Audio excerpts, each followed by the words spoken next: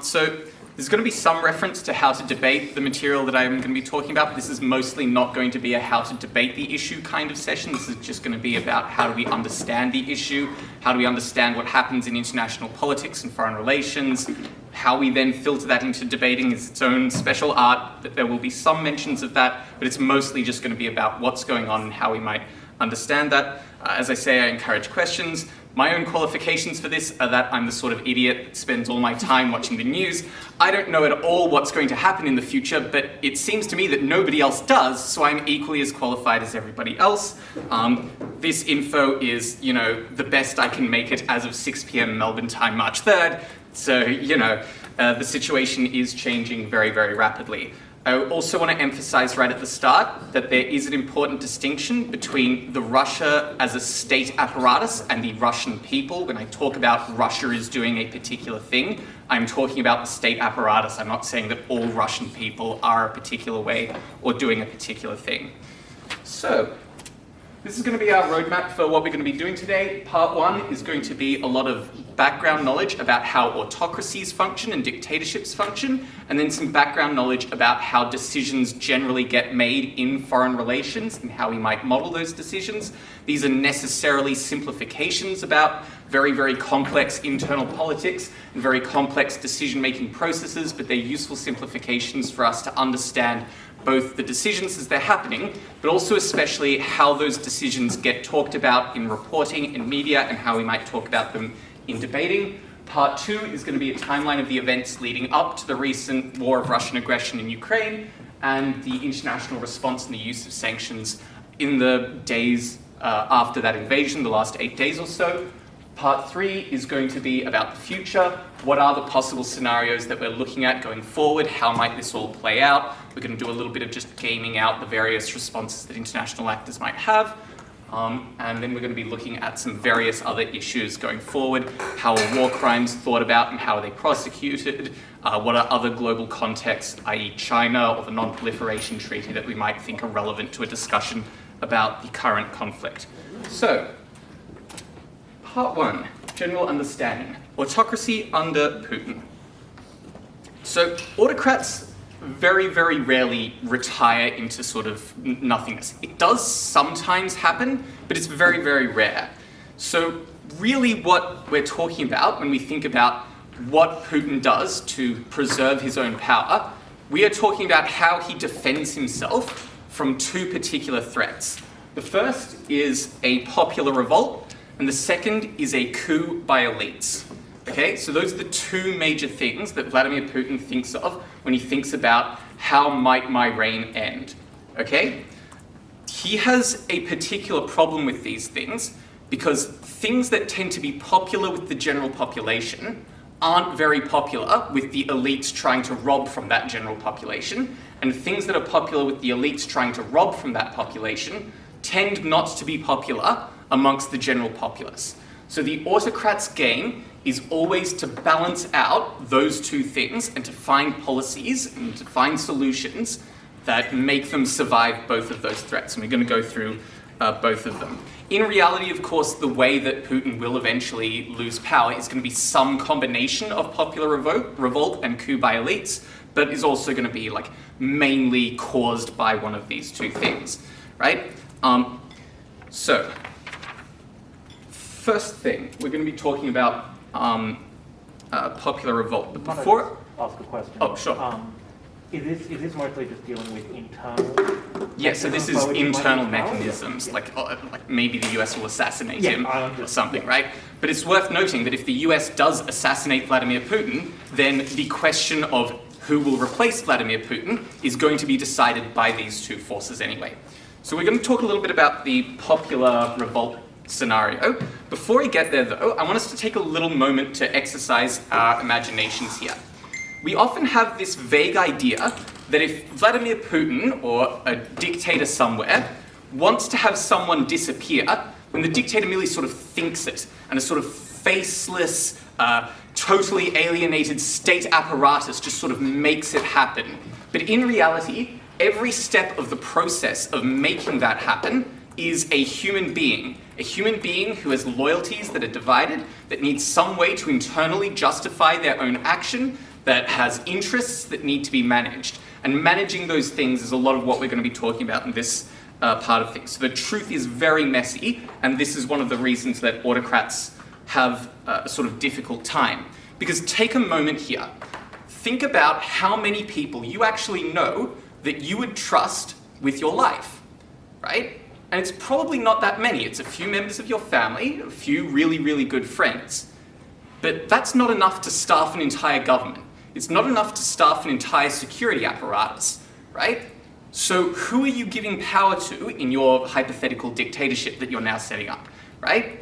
You need like business leaders, you need leaders of security forces, you need probably the top echelons of that. You want all of these people to be loyal to you. You need the fake parliament that you're setting up to give yourself a veneer of legitimacy.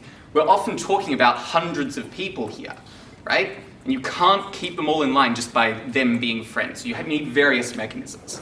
So let's talk a little bit about popular revolts and how they happen. So firstly, what would a popular revolt in Putin's Russia look like?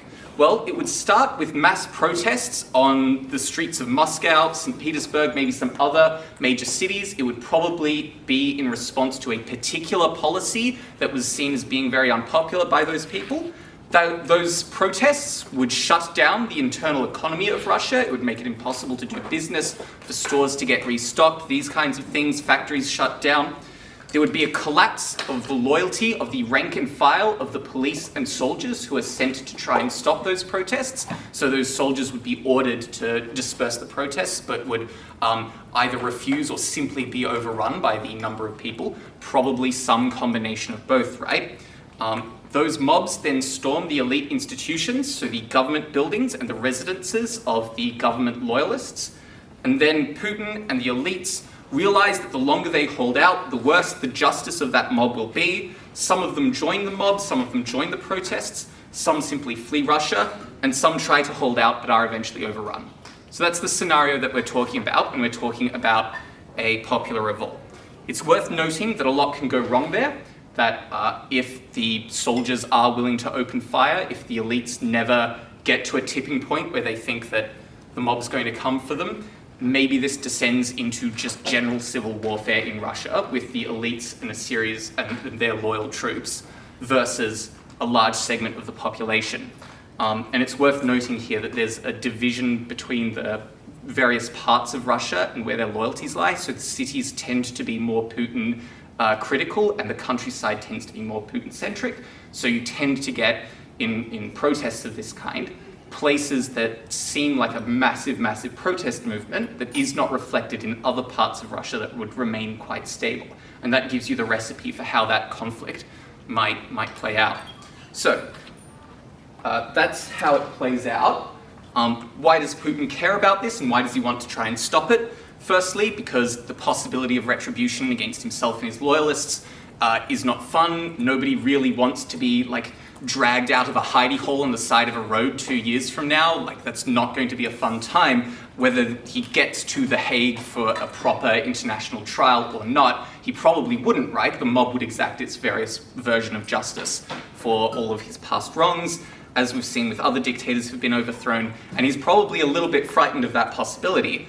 But even if it's not a full and completely successful revolt, he is frightened of mass demonstrations because those mass demonstrations might be the impetus for a coup of the elites, where those elites use those protests as a signal that there is no longer the mass support for Vladimir Putin that there was, and that they are now free to pursue a group of people who would overthrow Putin in the second scenario I'm going to walk you through. But also, the closer Russia gets to the sort of tipping point where a popular revolt might happen, the less room Vladimir Putin has to do policies that might help him with the elites of that country, but would be very, very unpopular. So he wants to have a good amount of leeway with the people where they will stomach certain unpopular policies in order for him to be able to do very unpopular things. And the example of that would be when he, for example, raised the retirement age a couple of years ago, which was very popular with the oligarchs because it means more workers for their factories, means more money, more corruption. The oligarchs, the elites, really liked that. It was super duper unpopular, but Vladimir Putin's popularity in Russia was riding high at the time. It was high 70s, low 80s kind of area, and while he had a major dip in his popularity, it wasn't enough to cause any kind of mass cascading scenario of a popular revolt. So that's why Putin cares about it. How does Putin prevent it? So, this, which one am I looking at? This one here is Vladimir Putin's invasion of Crimea in 2014, right? You can see his popularity absolutely spikes because it's an easy foreign policy win.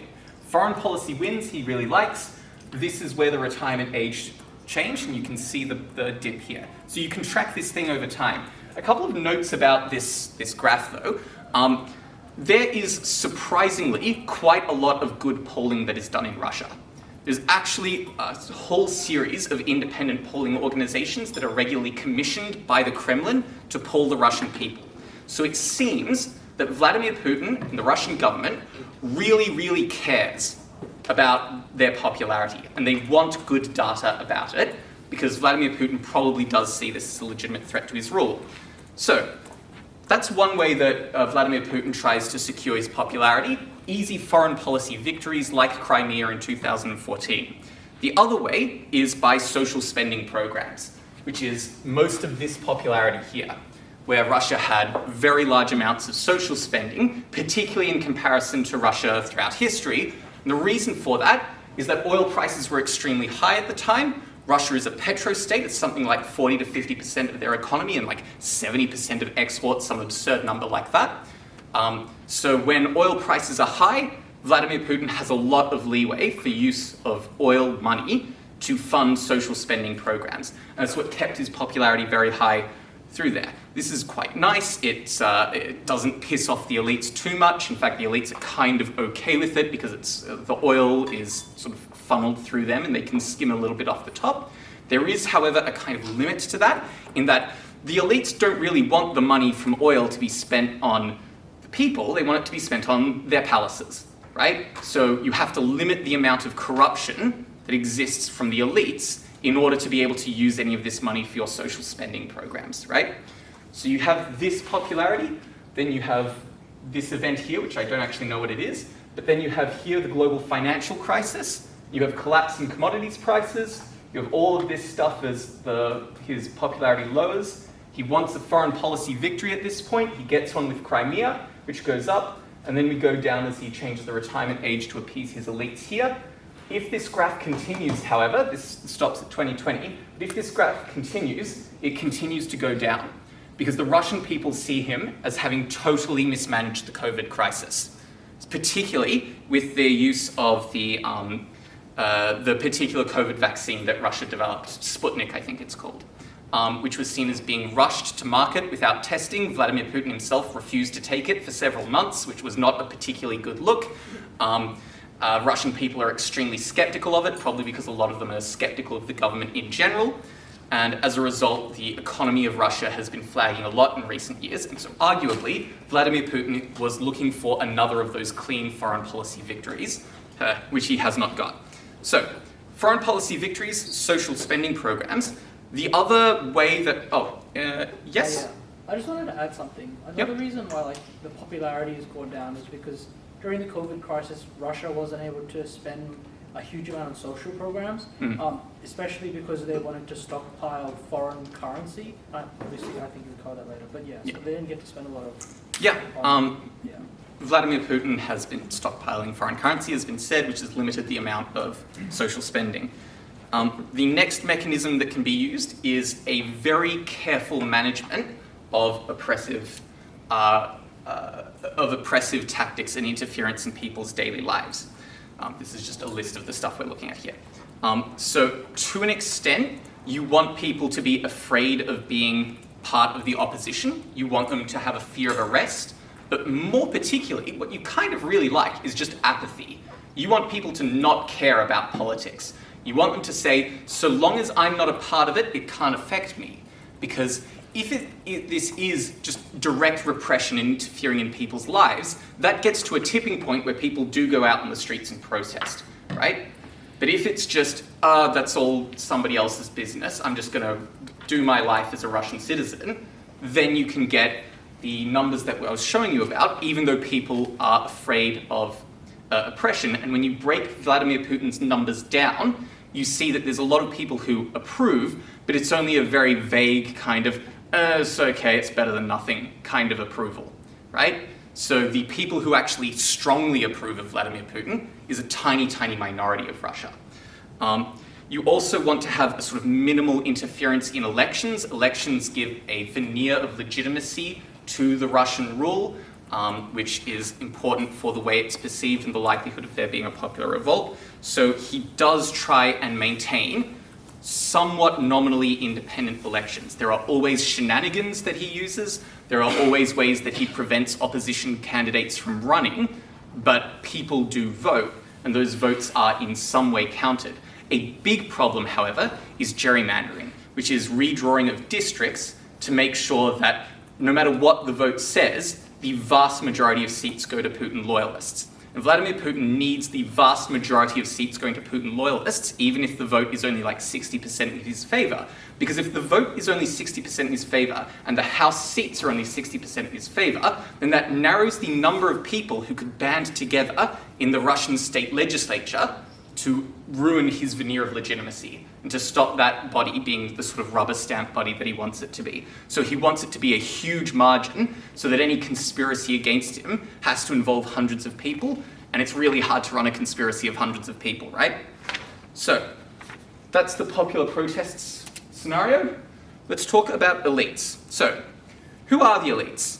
There are other politicians, members of the Duma, governors, the mayors of major cities, the senior government officials, ministers, the seniors at the security services, military leaders, the judges and the head of the judiciary would also be part of the elites, and business leaders. There is a lot of overlap between those categories, particularly between business leaders and political leaders. One of the ways you become a really good business leader in Russia is by being politically useful to someone, and one of the ways that you get a cushy political job is by being useful because of your huge amount of money in Russia. So there's a huge amount of overlap, and this sort of group is what we might collectively refer to as the oligarchs in Russia.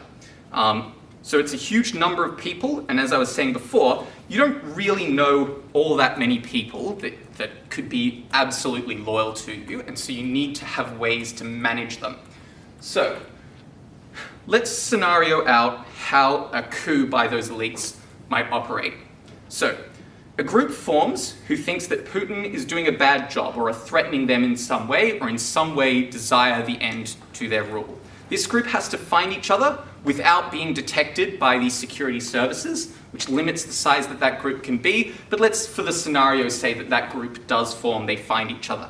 At some point, they have to involve the head of those security forces, either as participants in the coup or, more likely, simply securing their sort of neutrality in any conflict between groups of the elites.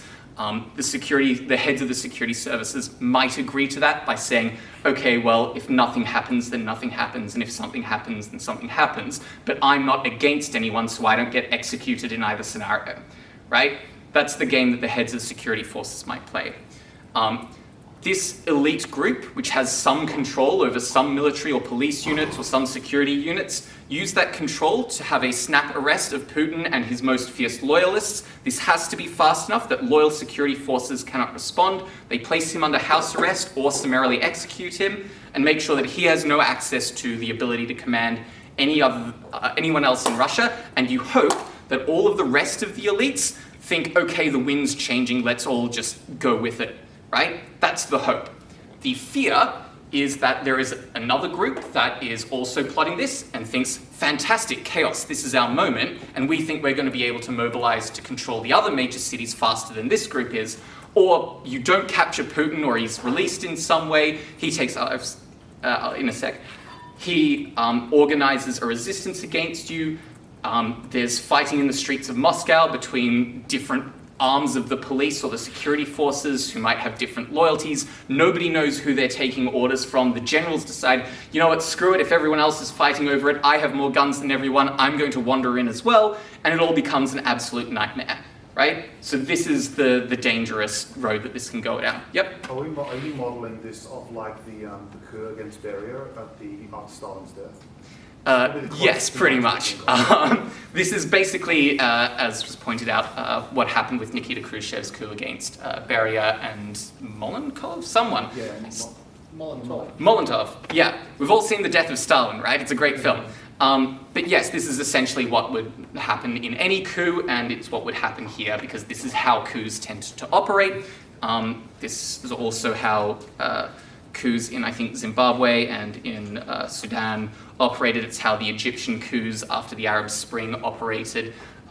This is just what coups tend to look like, particularly in a situation where the major military leaders of Russia don't have all that much power comparatively. This is not a military-style dictatorship, which is run by its generals. And so it's going to be security services and police services where this is kind of happening. So that's the scenario as it might play out. How does Putin prevent this? Firstly, by maintaining his personal popularity. There's two reasons for this. Firstly, if you are alone and think, I want to find people who disagree with Putin, if you see Putin's numbers are at 80%, it's going to be really hard to find people. It's really hard to broach the subject. They might report you at any moment. This is really difficult. It's really risky. And so that's the way that people can be frightened into just maintaining their own silence. But the other way is, if Putin personally is extremely popular, then anybody trying to replace Putin would not have that popularity. Putin is trying to portray always that him personally, is the leader, is the one everyone trusts, is the one that people turn to, and cannot be replaced. Because if he can't be replaced, then there's going to be no coup, right? And people will just be like, okay, he's not perfect, but we get to steal all the oil money, right? The next is the use of Russia's oil infrastructure.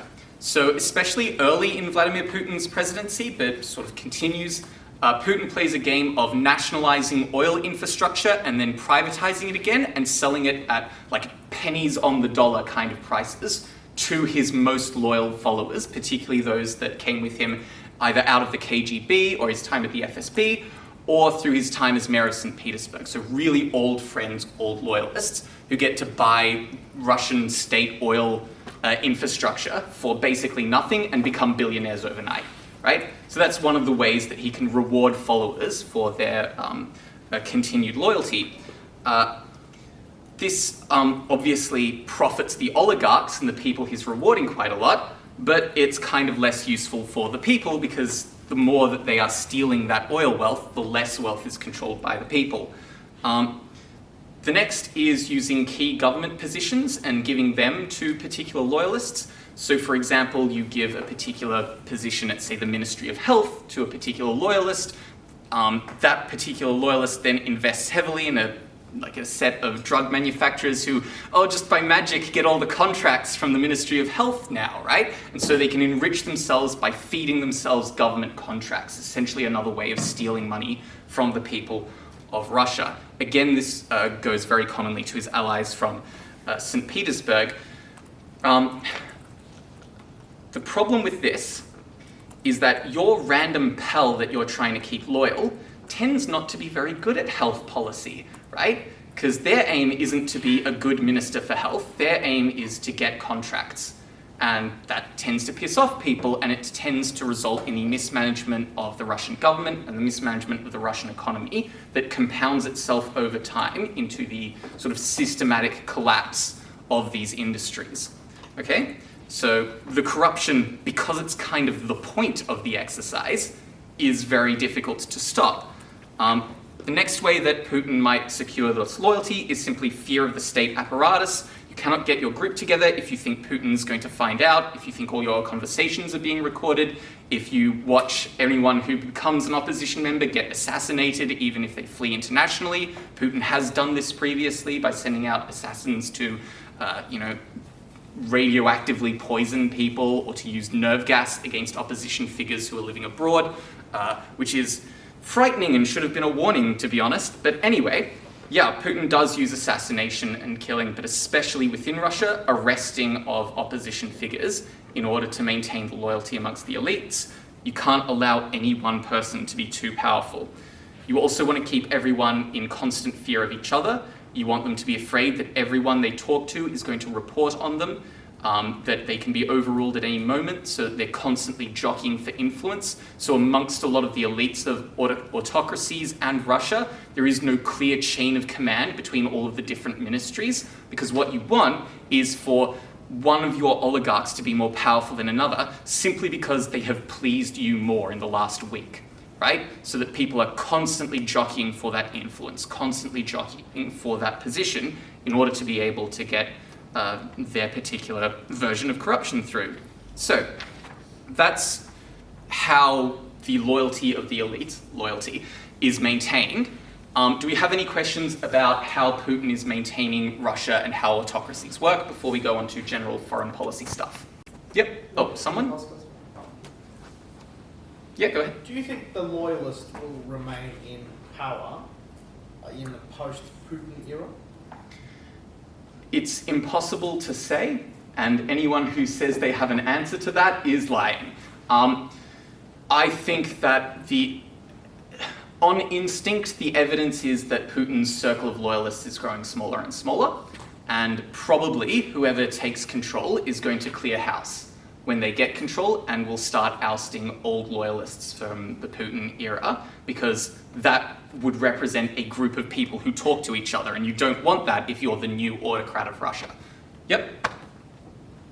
Me? Yeah. Alright, to what extent is the army important in an overthrow of Putin? So they are important in the sense that they are human beings with guns, but Vladimir Putin has been quite careful in making sure that they aren't a huge threat to his rule, in that there aren't like really well-known Russian generals that people are going to rally behind, right? So he keeps their power limited in that way. It's not a military-style dictatorship. But if you were a group of elites and you couldn't get the Moscow police involved and you couldn't get the FSB involved, but you need someone who's going to actually go in there and shoot all Putin's personal bodyguards and drag him out of his house, these are people with guns, right? So maybe you make friends with a general. Yep. I may be preempting a later part of the talk, but what's the likelihood that Putin will figure out a way to retire, sort of like Deng Xiaoping style? Part of that is that all his loyalists would then be at risk within Russia, and so there's going to be a lot of pressure on him to not abandon them. Part of that is where does he go? Part of that is also, and we'll get to why I don't like this sort of analysis later, his personal psychology does not really seem to me the sort of person who just retires gracefully into history, right? Is not really his style. Last question before I move on. I was just saying, just on that, I don't think he has any plans to retire any soon, considering he recently legislated to ensure that he can stay in power until 2036. So at least until 2036, he's not going anywhere. Yeah, so he... And he's already 70. Yeah, so there are technically term limits in Russia. Vladimir Putin got a court, I think, to nullify the last 2 terms that he did so that he gets 2 extra ones after this set. But don't worry, Russia's just a lovely place with the rule of law. Okay, so now we move on to how do nations make decisions? And what I'm going to do here is I'm going to model out 4 different factors that go into how nations make decisions. So the first is a rational power calculus. The second is the way political pressures operate on that leader within their country. The third is how they are constrained by the various administrative and bureaucratic structures of their country. And finally, the personality of the leader and all of the shitty analysis that gets done by armchair psychoanalysts on Twitter. So, obviously, at any given moment, all of these things are in balance with one another. Any decision being made is a combination of these factors. You will be seeing this list a lot as we go forward, because as we game out certain scenarios, we can sort of point to how each of these factors is being more or less important in each particular scenario in determining how people might act. So, rational power calculus. So, in this idea, nations make decisions because of geopolitical rational interests in furthering the power of their particular nation state. Recent weeks are part of a long-term strategy of maintaining Russian power, in particular stopping the EU and NATO expansion into territories that are economically or strategically important to Russia. So what we have in this map here is the expansion of NATO into former Soviet satellite states and the Soviet Union itself since the collapse of the Soviet Union. So this previously was where the sort of Eastern Bloc was sort of limited. But as we can see, after the 90s and the collapse of the Soviet Union, progressively further and further expansions of NATO have been going into what Russia sees as its backyard.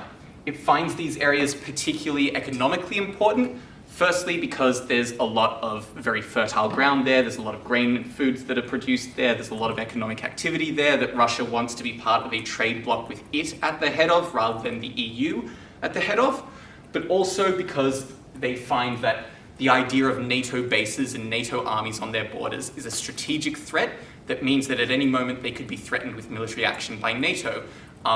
So the phrase that's often used here is a strategic buffer, which is simply the fact of distance is a very good defensive tool.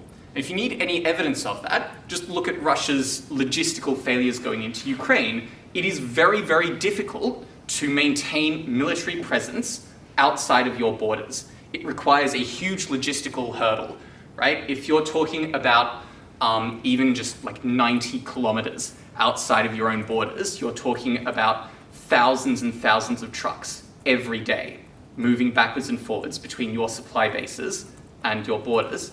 And so Russia thinks that if there is this block of countries here where NATO can't station troops, then there's no imminent risk of invasion because of those logistical hurdles.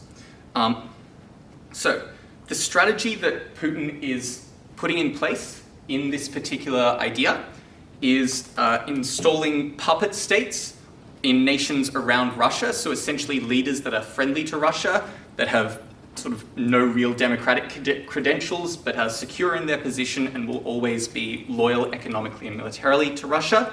Russia uses military force to punish or destabilize nations who look like they're aligning against them. The examples of this would be Moldova from before Putin came to power, and after Putin came to power, the intervention in Georgia in 2008 and Crimea in 2014. They use gradualism, which is you sort of take a little piece of territory, you wait for everyone to settle down, you take another little piece of territory, you wait for everyone to settle down. The question then becomes, why have they invaded now? If we're being super rational about this, it's because of rational calculations.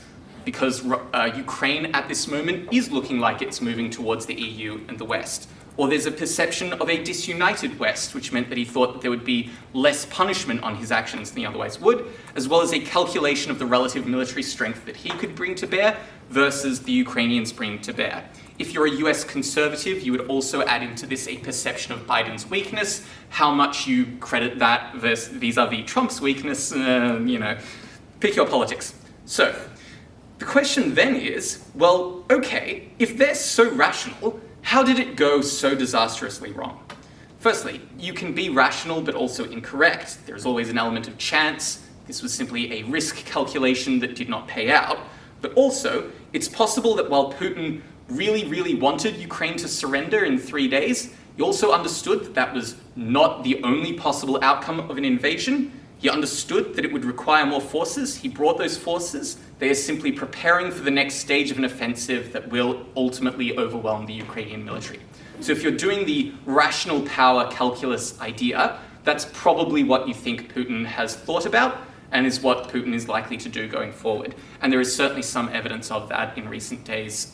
Putin has been moving more heavy artillery and materials into the occupied regions of Ukraine, and it looks like they're going to besiege and eventually overrun the major cities, Kiev and Kharkiv.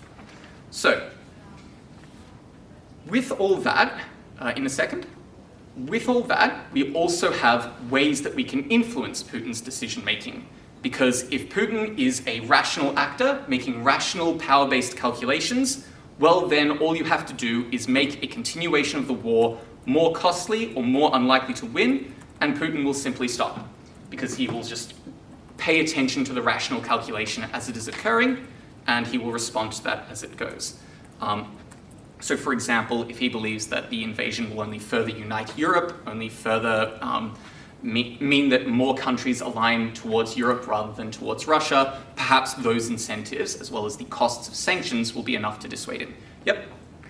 I guess obviously this is what we're dealing with at the moment. This is a kind of a theoretical framework to sort of explain decisions. I guess in this, does the kind of Putin having the sort of the position or the thought that kind of eastward expansion of NATO is a military threat, is that something that seems kind of rational? I mean, I very much doubt that NATO would ever engage in a war of aggression against Russia without being really, really pulled into it, right? However, and this is where we might combine this with a psychological profile of Vladimir Putin, Putin probably thinks that everyone thinks like him, and Vladimir Putin thinks the military is always an option, and that everyone is constantly trying to grab their power. If someone has the military power to invade Russia, they will inevitably one day use it, right? So you might think that, or you might think, well, Putin doesn't necessarily think that NATO is inevitably going to invade, he just doesn't want the risk, right? Or you might think, instead of combining this with the psychoanalysis approach, you combine it with the political pressures approach, and you think it's the economics that are important. Ukraine was aligning itself economically with the EU. Vladimir Putin needs to shore up his support with the other oligarchs, and the way he does that is new toys for them to play with that he's going to steal from Ukraine. Okay? Which brings us to political pressures. Right. So, decisions are not based on rational power politics, they're based on the necessity of political survival for Putin, right? Putin is facing declining popularity at home and disloyalty among his elites, and sees a foreign policy victory as a solution to both of those problems. The reason he took this insane risk is because of his mishandling of COVID and his deathly fear of being arrested, shot, whatever it is that a coup or a popular revolt would eventually do. This indicates that he will push to his win no matter what, because if he thinks that there is an existential political threat at home that can only be solved by a win, then he's going to push for that win, because he thinks that a loss is unacceptable politically, that it would inevitably result in him being removed from power, and he thinks that Russia without him is not worth saving, right? The idea then to try and influence his decisions would be to try and create a regime where sanctions make the political cost of war amongst those elites even more costly than whatever risk Putin thinks he's facing at home. If Putin really does think this is risky enough that he's trying this invasion, I don't see a particularly likely scenario of that happening.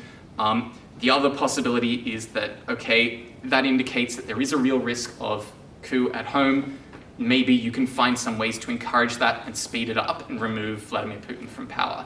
You leverage those political risks in whatever way you have to in order to change the decision-making of Russia if you want to end this war. So that's the politics arm.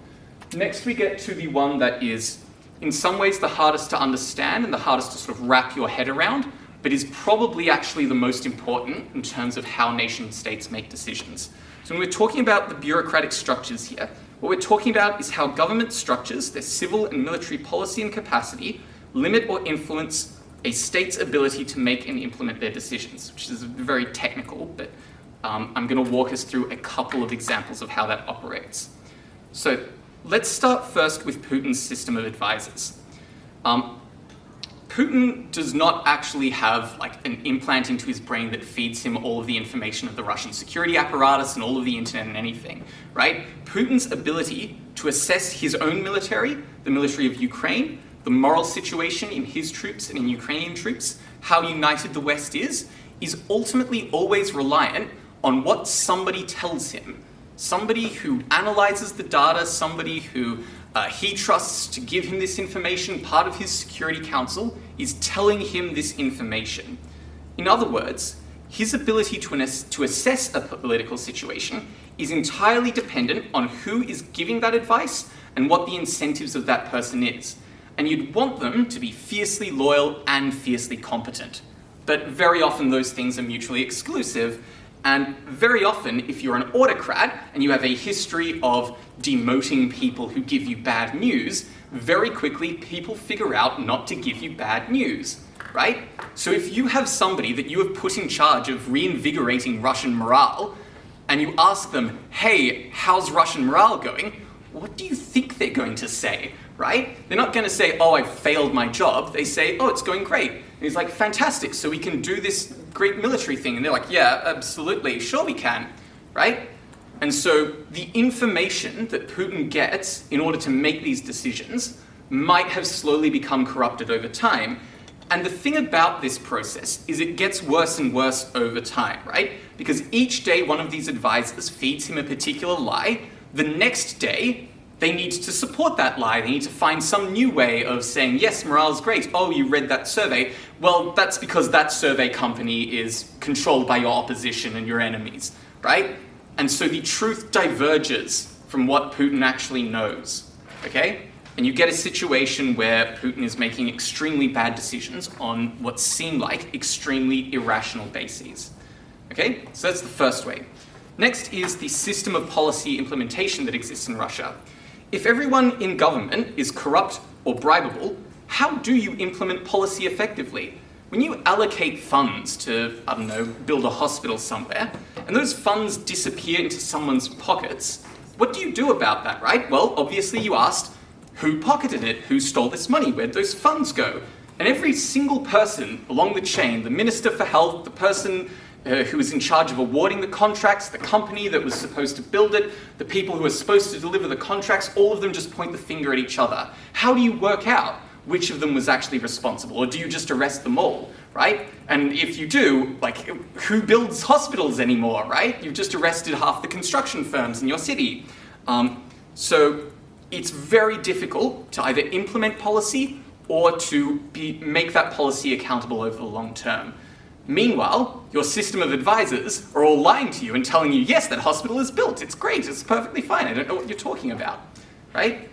Autocrats continually confront this problem, and it's why autocracies virtually always descend into various forms of surveillance state and police state, because they absolutely need that information, and it's very, very difficult for them to get.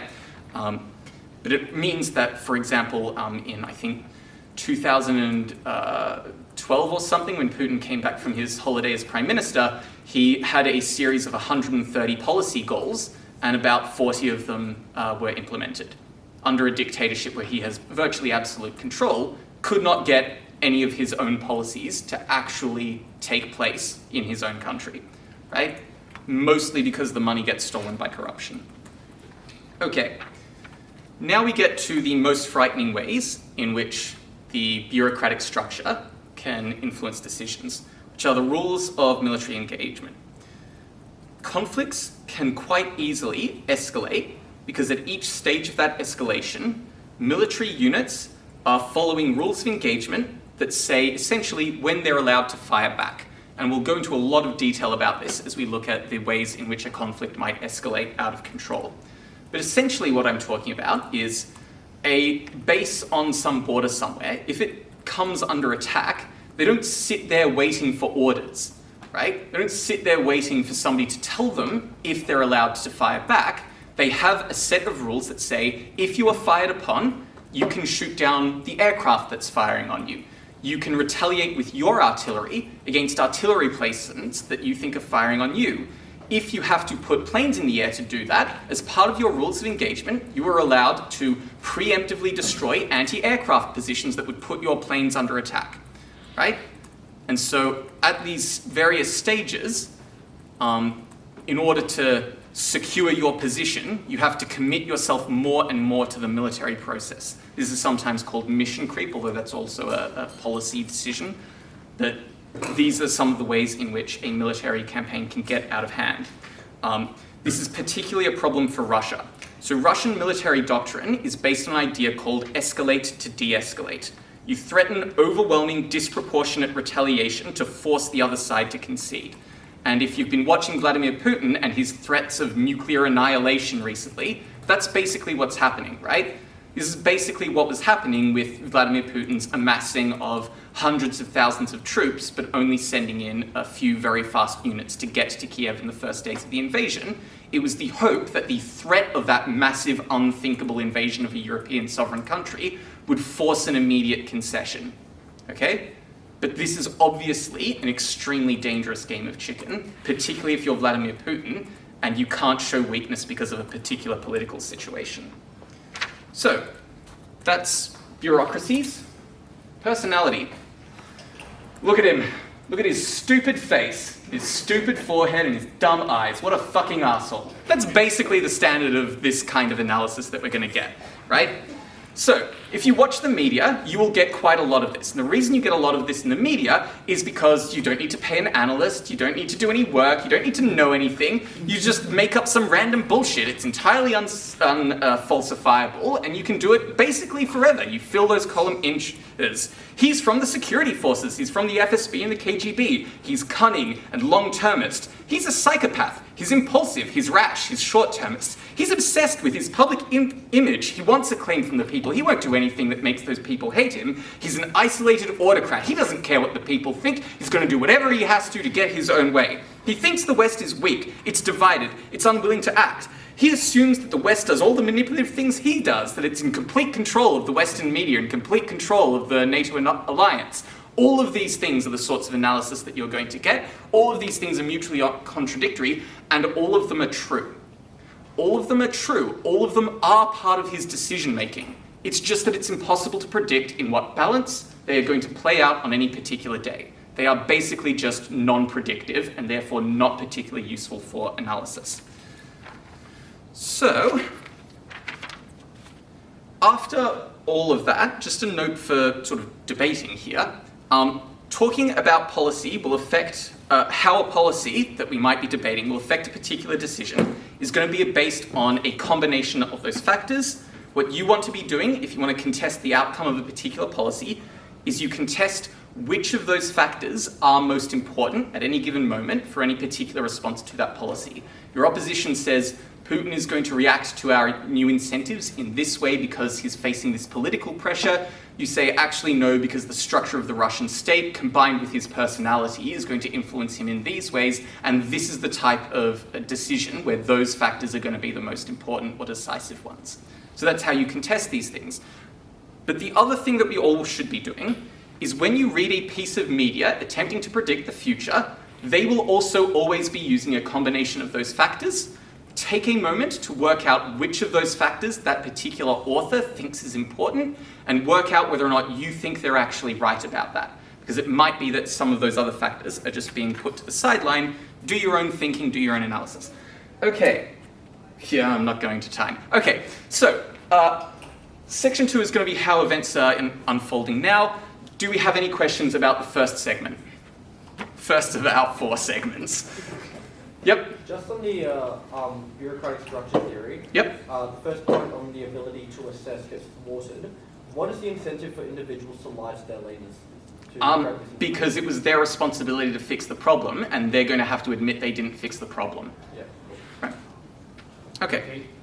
Yep. I was wondering, in such in regime like this, how do the leaders have a firm control on the military, and how does he actually know the control is firm? So, how do you actually know? Part of that is all of the various ways that you would control the elites, in that if the military are going to disobey you, they need to be certain of it, otherwise the various other security forces will intervene to remove that general, right? In particular, if that general happens to have family living in Moscow, not under a geographic area where that general can just say, well, all my soldiers are there, then the ability of the FSB or the Moscow police to arrest them on trumped up charges might exist. But also make it so that they're not well known, make it so that they're not popular, so that if they performed a coup, they wouldn't be able to control the country. You had a follow-up? So you said that Putin struggled to implement his own policy. Why this phenomenon didn't exist in the army? Well, arguably it has, right? So he doesn't. There's certain types of policy that you can easily see have not been implemented, because if Putin orders an invasion of Ukraine and Ukraine is still there and there's nothing on the news about it, and he's going to know that something's up, right? But in terms of who has decided to secure certain funds, who has decided to reroute a contract to them, this is much harder for Putin to be able to police, right? But there is quite a lot of evidence that money that had been allocated to buy certain logistical supplies for Russia, for Russian army, has not been spent appropriately. And that's evidenced by the lack of maintenance for Russian vehicles especially. I've seen a couple of threads about that. Okay, so how did we get here and how are events unfolding? So let's do our timeline of how we got here. Okay, how did we get here? So 1990s, early 1990s, Soviet Union's breaking up, various countries are splitting off, Ukraine becomes its own country, it is nominally democratic in the same way that Russia is nominally democratic, their elections are fraught with problems. Ukraine in particular has problems with a guy called Viktor Yanukovych who rigs elections in his own favor, he gets caught, he gets ousted, he wins another election, people hate him still. We're now at 2014, where Viktor Yanukovych, still president of Ukraine at this time, declines an important EU trade deal, which is seen as a signal that Ukraine under Viktor Yanukovych will align itself with Russia. There are massive protests in Ukraine, shutting down cities. The parliament, so the elites, decide that Yanukovych is not doing it for them anymore, and so they oust him, he flees the country in favor of a less Russia-aligned leader. So this is sort of implementing all of those coups that we were talking about earlier. This event is known as the Euromaidan protests and the Revolution of Dignity. Russia does a swift invasion of the Crimean Peninsula and supports a series of separatist rebels. It does this firstly, arguably because of Putin's own flagging popularity, but also to secure Russia's geopolitical interests and access to the Black Sea via Crimean military bases. Over the coming years, Ukraine becomes increasingly aligned with the West. I'm just looking for where we are. Ukraine becomes increasingly aligned with the West. They receive increasing military aid to help them fight these separatists that Russia is funding. They get used to democratic values, to being used to being part of a vibrant European community, to being used to having political freedoms and free and fair elections. It's worth noting here that some of the people fighting Russia in Ukraine were alive during the time of the Soviet Union. They remember what it was like. We're kind of seeing a test case of the people in the world right now who have most experienced two radically different forms of government, the autocracy associated with the Soviet Union and the democracy associated with Ukraine and the European West over the recent years. And they're kind of making their preference felt, if you see what I mean. So that's an interesting thing to watch for. COVID happens. It hits Russia hard. Putin is seen to botch the response. The state is often too corrupt to implement its real policy. It has a rushed and untrusted vaccine. Putin, meanwhile, is isolating himself from his advisors more and more. His recent photos of him with his cabinet meetings is him sitting here and a table that goes about to where you are with his advisors sitting there, right? And so if you're wondering who has the close ear of Putin, nobody has a close ear of Putin. They have like a 10-meter long close ear, right? So Putin is becoming increasingly isolated. 2000 and... Is that, Yep. is that because of COVID or like why is it? I think it's partly COVID paranoia, partly his paranoia towards other people within his administration, but also I don't actually have the ability to read his mind, I'm sorry. And like you can speculate endlessly on those sorts of things. So we get to 2021. Satellites in the early part of 2021 show a buildup of the armed forces on the Ukrainian border. Diplomatic and public channels are used to ask Putin to explain himself. In November, Putin eventually issues a series of utterly insane demands from NATO that he has to know NATO could never possibly agree to, like, for example, guaranteeing that they would never offer membership to anyone ever again. It was all just pretty silly. And Putin starts accusing Ukraine of committing genocide in the breakaway regions. 2022, which is still on the slide, yes. The build-up continues, including now the use of heavy equipment that would be necessary for a full invasion. The US starts warning that a major offensive is planned within weeks. The US is warning that Russia will fabricate a pretext for that invasion. February 21st, obviously fabricated footage of an attack on a Russian outpost is released by Putin, and Russia recognizes the breakaway regions of Donetsk and Luhansk, I think the name is. I think on the 22nd, but time zones have defeated me, either on the 21st or the 22nd, Vladimir Putin televises a meeting of the Russian Security Council where Putin, one by one, goes to his advisors and bullies them into supporting the invasion of Ukraine and recommending it to him. He's going like, no, say it, just say it. Like, this is an insane thing, but it's a thing that we've seen out of autocrats previously. Where they try and maintain their power in a sort of very interpersonal way with their advisors. On the 24th, the invasion of Ukraine is launched. One thing that's worth noting while we do this timeline, there was a lot of skepticism in the West prior to the invasion that the invasion would happen, even in spite of the various warnings coming out of the Biden administration about their intelligence. The reason why there was that skepticism is because Russia had done very little pre-propaganda work within Russia. The Russian people were utterly unprepared for this, and it's one of the reasons why they're not particularly in favor of it. Yep?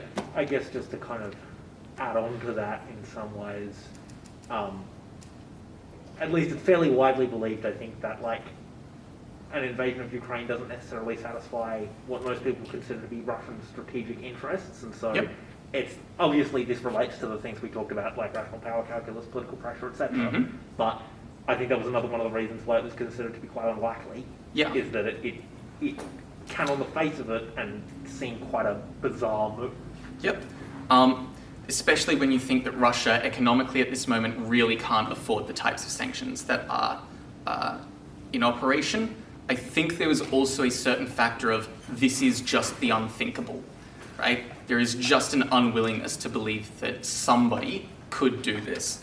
What do you make of Putin's claims about there being discrimination or genocide against Russians?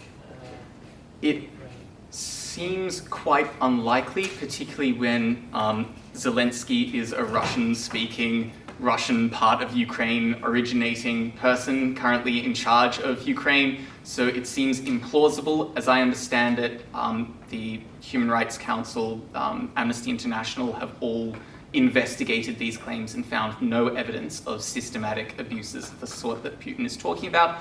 We'll get into a little bit more about the standard of what we're talking about when we talk about war crimes a little bit later, but Right, sorry, we're going to leave questions perhaps at the end of the lecture so that we can stay on time as well. Lol. Sorry about that. Okay, apparently we're powering through it. So, first week of invasion. Major cities are holding longer than anticipated, particularly Kiev, as well as other cities in the north. The southern campaign is going a little bit better for Russia. There is systematically low Russian morale and very high Ukrainian morale. There have been Russian logistical failures in their ability to prepare fuel and their ability to maintain their vehicles. You have been hearing a lot, I'm sure, about a 16 and then 24 and then 40 mile long convoy. It's more akin to a traffic jam than it is a convoy. It's the amount of that will eventually be brought to bear against Ukraine is debatable. It seems to be more evidence that the Russian military vehicles are utterly incapable of going off-road, and that's why they've had to stick to one narrow road and stretch themselves across 40 miles, right? Russia militarily, in terms of its logistics, is very highly reliant on train resupply. They are very, very low amounts of trucks that are part of each particular unit. That's probably why they've been unable to resupply. They don't have enough trucks per unit for effective operations outside of their own borders. They are trying to adapt to these problems. As we speak, there is a Russian commander somewhere trying to tell people where to go and trying to arrange a fuel supply line. This is all happening right at this moment. So far, Russia has not been engaging in mass carpet bombing of cities, right? They haven't been doing large-scale civilian targeting, probably because that destroys Putin's narratives. It would be even worse in terms of Russian morale. The Russian soldiers do not want to be firing on cities and destroying them when they've been told you're here to liberate an oppressed people, right? As well as supplying further logistical constraints. Every time a missile artillery unit releases a salvo, every single missile unit takes a full truck bed for a reload, right? So it would continue the logistical constraints. There is, however, a clear pattern of escalation. There is a clear pattern of the increased use of artillery to shell cities, particularly in the last 24 hours. I've been seeing quite a lot more. There's been a series of explosions in Kiev overnight. Russia has also been unable to gain full air control of Ukraine, and this has surprised quite a lot of people. Their tactical targeting of Ukrainian air defense and airports has not been particularly good, and it means that Ukrainian planes are still flying missions. International response. So, the international response has been stronger and more united than Putin expected. He's vastly misjudged Western willingness and unity, especially German willingness to incur economic costs for solidarity with the Ukrainian people. Putin's propaganda has been neutralized very, very quickly. So Biden administration did quite a good job in terms of preparing people for the possibility of Russian propaganda. And so it was not able to be internationally effective in a lot of ways, as well as Zelensky being extremely effective at rallying the Ukrainian spirit. And the global spirit is an extremely acute sense of the dramatic and of how to rally people. You know, you can do your particular psychoanalytical, he's an actor, therefore he has this experience, whatever, for Zelensky as well, right? So, what do the sanctions that have been imposed look like?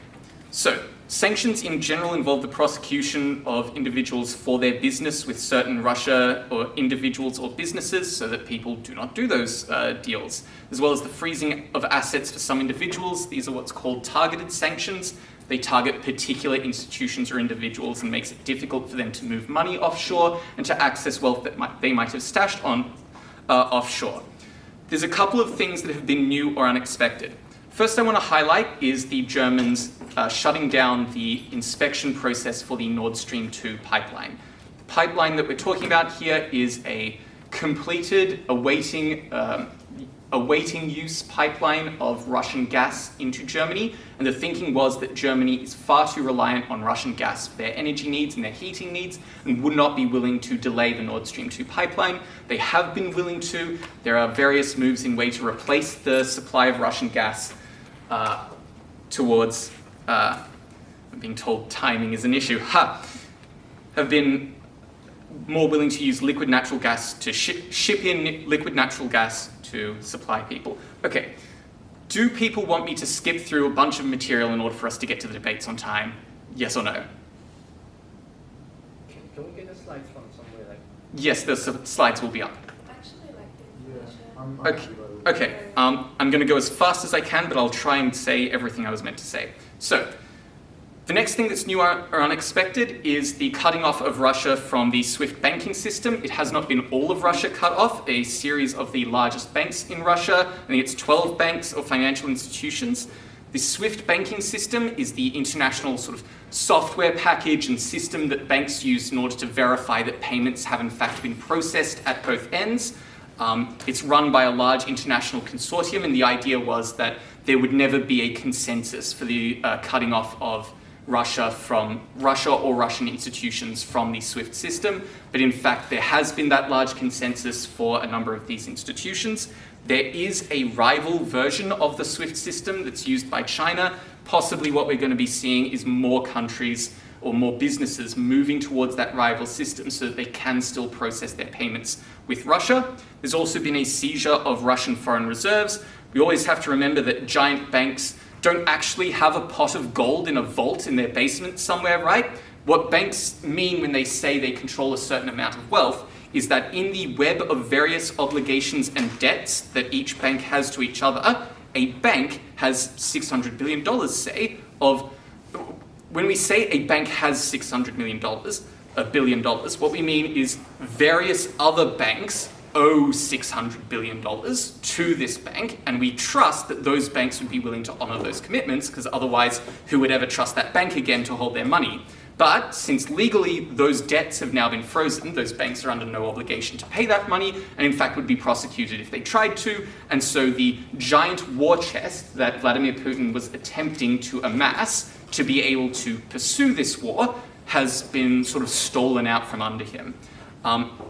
Currently, the oil industry in Russia hasn't been under large amounts of sanctions, but there is a certain amount that the cutting off of the SWIFT banking system limits people's ability to buy that oil anyway, even though that industry itself is not under sanction. Next, in terms of the international response, is aid. Large amounts of humanitarian and military aid have been coming from all over the world. There has been an acceptance of Ukrainian refugees into Europe. The last count I saw before sort of starting this talk was a little over 1 million Ukrainian refugees have left Ukraine and are now in various countries in Europe. So far, they have been very well cared for. Will that continue when it's the 4th, the 5th, the 6th million refugee, which we are going to get? I don't know, nobody does. There's also been quite a lot of military aid going into Ukraine. Shoulder-mounted surface-to-air missiles in particular are important, which means that Ukraine is able to shoot down Russian helicopters. These are called Stinger missiles. Also been quite a lot of Javelin anti-tank missiles that have been going into Ukraine to try and attack Russian armor. There has been a suggestion that Europe would sell fighter jets to Ukraine. As I understand it, that deal has since fallen through and is not going to be pursued. In terms of NATO, Germany is restarting its own military contributions to NATO and has pledged $100 billion of defense spending to aid NATO's mission. Finland is going to apply to join NATO, as well as another country that I can't remember right off the top of my head. So Vladimir Putin and his mission to disunite the West has not worked out. Okay, any questions about that before we get to hypotheticals? Fantastic, let's move on.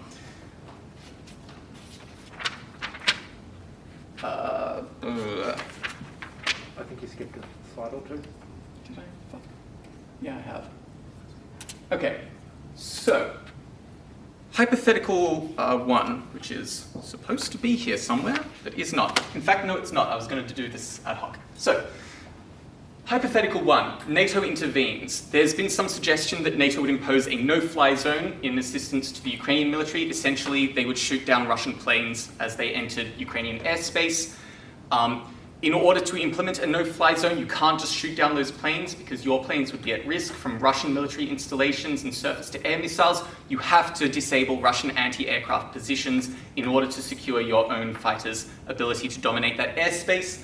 That means the removal of ground-based Russian bases. Russia would have to respond against NATO bases in order to protect its own military incursion into NATO. NATO then has to protect its own bases by destroying Russian artillery placements that are firing upon them. Those artillery placements and their general army bases and army forces in Ukraine are essentially the same thing. So what we're talking about here is the destruction of the Russian army by NATO. Russia at that point decides, okay, this has cost us enough, we're not going to do it. Or they are forced to use tactical nuclear weapons as their measure of last resort against NATO positions. NATO is forced to destroy Russia's nuclear arsenal. Putin thinks, okay, we either use it or lose it, and we enter general nuclear warfare between the West and Russia. This is the nightmare scenario. It can be averted at various points along that by somebody saying, no, we're not going to escalate, but the incentive at each particular point is to escalate, which is why probably NATO is not going to impose a no-fly zone. And NATO will be very, very careful not to do things that would spark this kind of escalation, because once it starts, it gets out of your hands very, very quickly. Particularly if your people are being killed by Russians politically, you are going to be forced to respond. So there'll be political pressure for you to defend your own army, right? There will be sort of rational power calculus parts of this and bureaucratic structure parts of this, right? This will all come into play to create this nightmare. So, scenario 2. NATO doesn't implement a no-fly zone, but is drawn in regardless. So, at the moment, Russia is doing absolutely nothing with this part of Ukraine, and that's kind of a problem with them because all of the military aid is coming in through Poland here, right? This is going to be a long-term problem from Russia. From Russia's perspective, eventually they will try to respond, and the way they do that is by destroying ammo bases, fuel supply lines, trucks, everything that's coming in. Probably they will try and destroy bases within Poland as well as within Ukraine because they will see that as part of the same military campaign, and they will see it as being impossible to complete their objective of stopping the influx of military aid without striking targets in Poland. Poland is part of NATO. They call in their NATO alliance. They invoke Article 5 of the NATO treaty, which is the mutual defense part of that treaty. Russia's calculation is that NATO would not honor that treaty. They would say, no, we're going to step back because we know where war leads. Probably Putin is wrong if he calculates that. NATO would honor their obligations, and the scenario proceeds as we've analyzed before. This is very possible. This is the scenario that most frightens me. Putin needs the victory due to his domestic political pressures. He seems to believe in a dysfunctional NATO. It's possible that he makes these decisions as I've described them.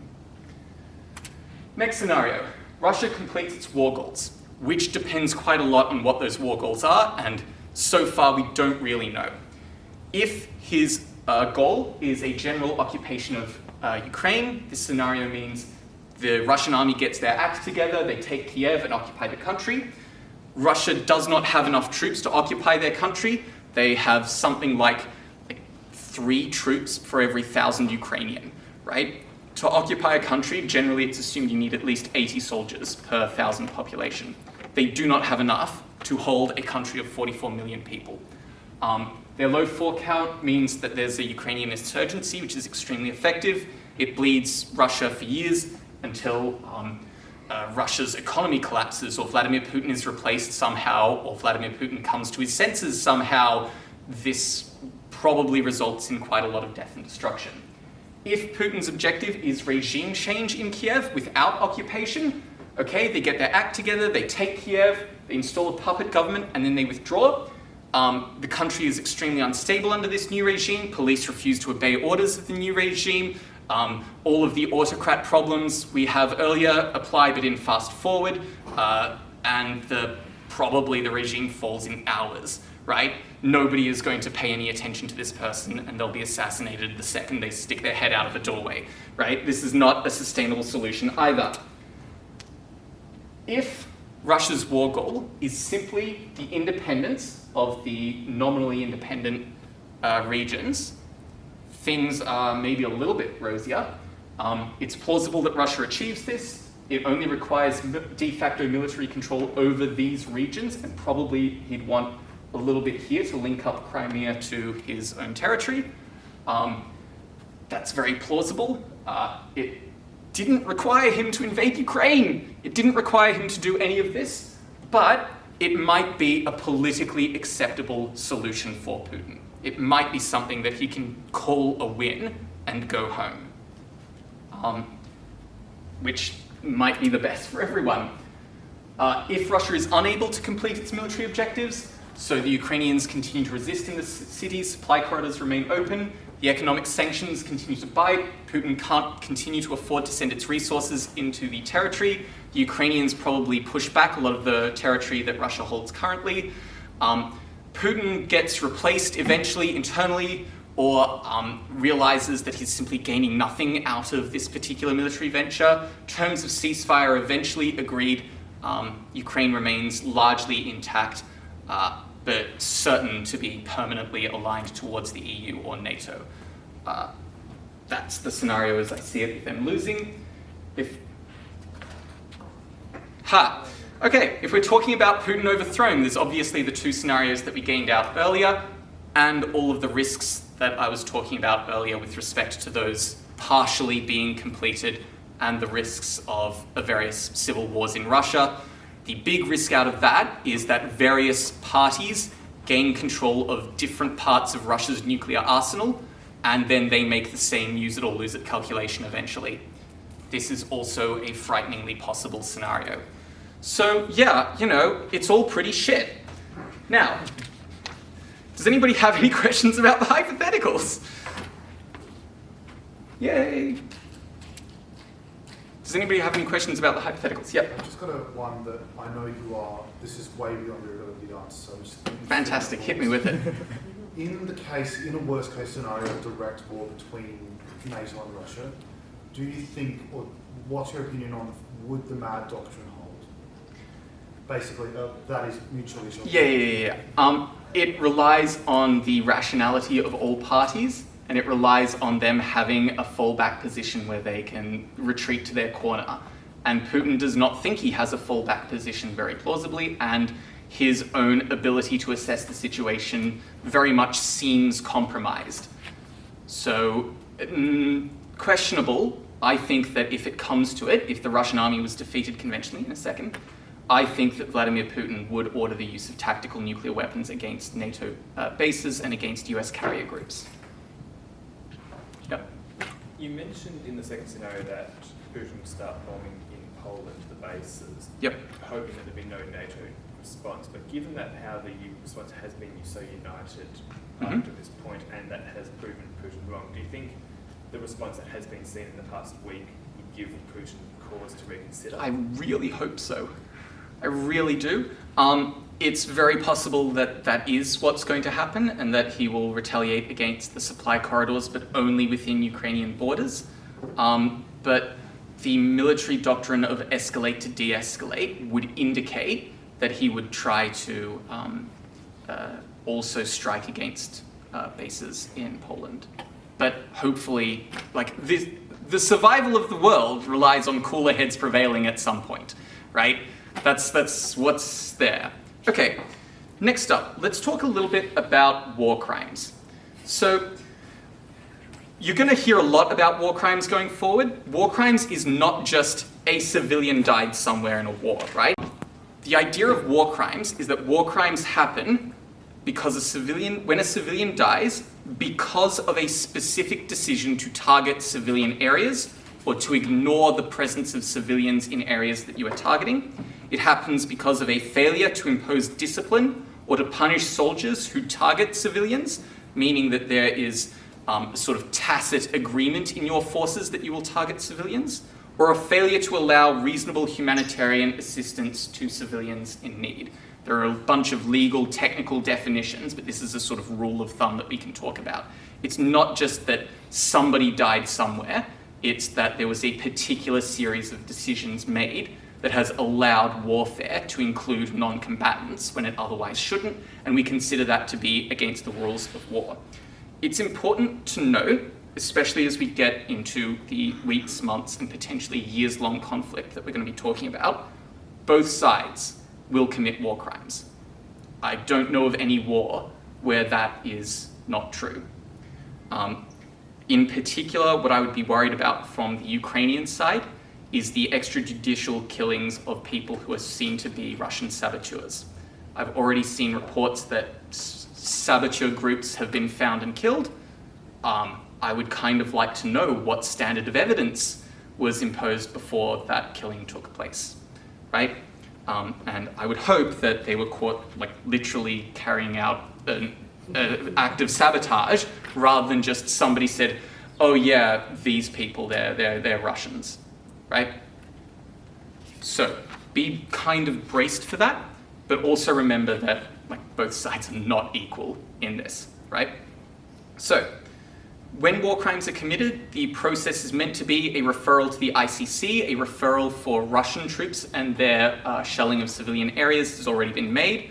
The ICC is generally considered an extremely slow body, so this is the International Criminal Court. It's generally considered to be an extremely slow body. It doesn't get things done quickly, but that's often the nature of the information they're dealing with, the difficulty in gathering evidence in combat situations and finding witnesses, and the nature of international law, which is fiendishly complex, which involves compromising and consensus building a lot more than other forms of law, which might mean that probably the ICC's caution and their high standards are an asset rather than a liability in a lot of what they're trying to do. which is trying to create a general trend in the world that there are rules that constrain nations' conduct in war. That is a trend that is extremely fragile, that is not equally assumed everywhere, particularly when we're talking about autocracies. How that's going to develop is something that we definitely want to keep an eye on going forward. Okay, some other random implications and thoughts. I want to turn particularly to China because I think this is the most important one.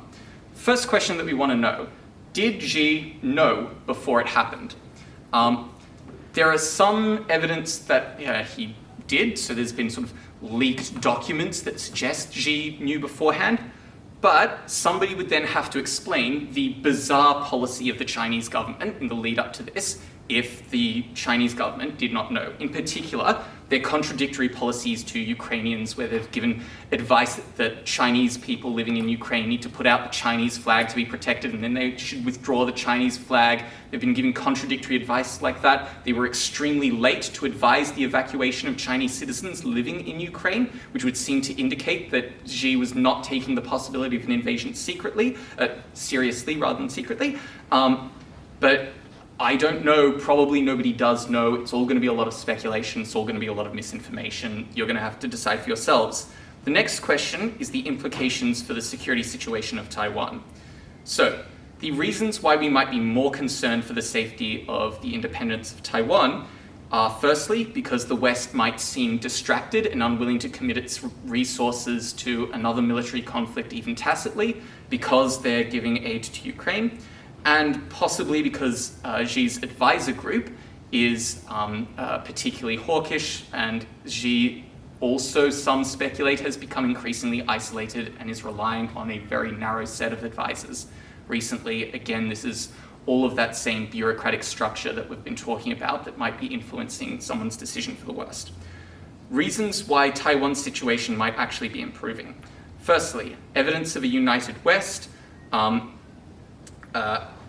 The idea that the West is too reliant on their economic ties to other nations has been tested, and it seems that when push really does come to shove, the West is willing to endure at least some economic hardship in the face of their, protecting the principles of democracy and free peoples around the world.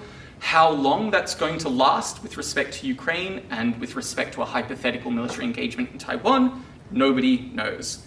Second, the Western intelligence services have shown that they're quite on the money, they're quite on the ball. They had very early intelligence of the movement of troops through satellite information, which means that a sneak attack against the island is certainly unlikely, as well as very good intelligence in terms of Putin's inner circle and the decision-making of Vladimir Putin. I think that if China believes that West's intelligence capability is greater than their own, if Xi didn't know about this and the West did, they have to be wondering what resources do the West have that we don't, then that might mean that they're unwilling to commit to this decision because they'll be caught and there will be 2 US carrier battle groups waiting for them as they try and cross the strait, and that might, dampen their day a little bit. It has also given evidence that a rapid invasion between asymmetric powers isn't as simple as the autocrats seem to think. It isn't just your tanks sort of roll over the peasants and farmers of whatever it is that you're looking at. And in particular, when you have to move across the strait to get to Taiwan, where all of your forces are on boats and exposed, and a $1 million missile really does beat a $400 million battleship. It's really tough to invade Taiwan. Logistically, it is much, much harder than an invasion of Ukraine, and so probably they're looking at this and thinking, okay, it seems like these kinds of military operations aren't all that good. Let's think a little bit about the short versus long term for China. So in the short term, it seems that they are unlikely to move versus Taiwan, both because it would be seen as a move to aid Russia, which they might not like the imagery of, but also for the incentives that I just analysed. But in the mid to long term, probably China is going to be looking much more to make itself independent from the Western economic system. It doesn't like that the West has these systems to implement these kind of sanctions that might really hurt them. It's going to be fast-tracking its energy independence. its technological independence, its own versions of various satellite systems, its own version of financial systems, the bifurcation of the internet, all of these things are likely to be sped up so that China does not feel it could be sanctioned in the way that Russia has been. Next thing I want us to analyze are trends in warfare. There are a couple of things that you could be looking at with respect to this war and how it's being fought that might indicate how wars will be fought in the future. Firstly, the use of hybrid and cyber warfare is, interesting, but it seems that Russia's attempt at cyber warfare has not been particularly successful because their invasion has not been particularly successful, seems to be evidence of that. I think there's also a lot that you can be thinking about of the abuse of the diplomatic process by Russia, their continued lies, their continued use of, no, come to the border, negotiations, we'll give you a ceasefire, and then just demanding the complete surrender of Ukraine seems to just be a delaying tactic. So if Russia really does want to surrender a ceasefire in the future, how do you trust that process? How do you trust that they're going to honor any of their commitments? You probably can't. I think we're also likely to see, as assistance to Ukraine ramps up, drone versus drone warfare in a way that we haven't really seen previously.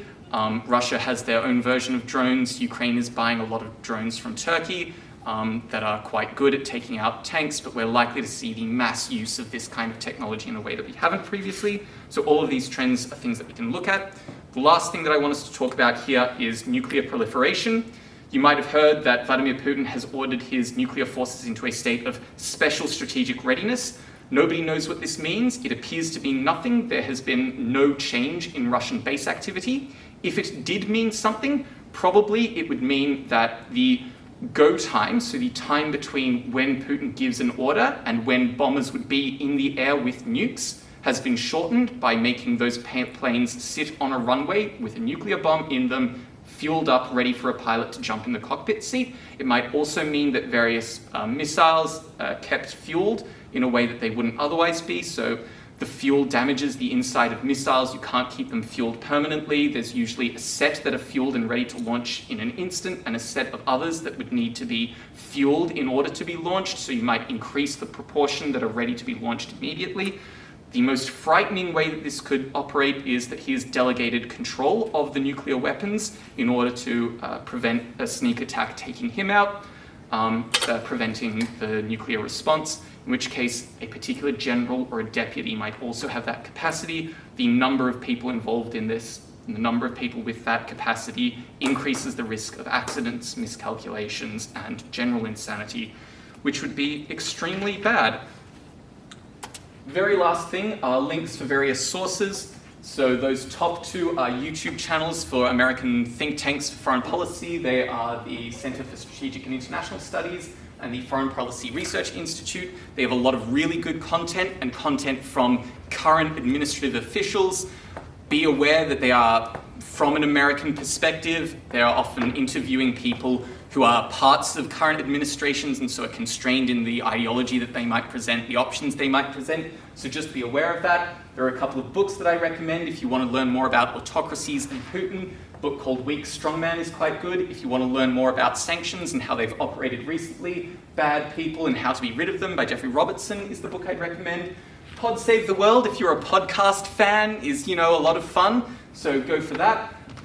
For news sites, don't bother going to other news sites. All news sites everywhere just collate news from AP and Reuters. Anyway, you might as well just read stuff on AP and Reuters because you will just see it repeated everywhere else. If you see this sentence here, Russia, which massed almost 200,000 troops along Ukraine's borders, claims its assault is aimed only at military targets, but bridges, schools, and residential neighborhoods have also been hit. That sentence appeared in the first few days of conflict in virtually every publication that did any piece on this. It appeared over and over again. It's incorrect. It says schools when only one school had been hit, and it also tries to imply that it was deliberately targeted when it probably wasn't. These are the sorts of things that get through, but is also evidence that it isn't people making their own decisions at each of these editorial boards, that this is a sentence that is copied and pasted from one particular source into multiple different news channels. So be aware of those sorts of things and the ways mistakes can happen. Do your own research, be critical of the things you read. All right, I'm sure this went an hour over time. Only half an hour. Fantastic. Any questions at the end?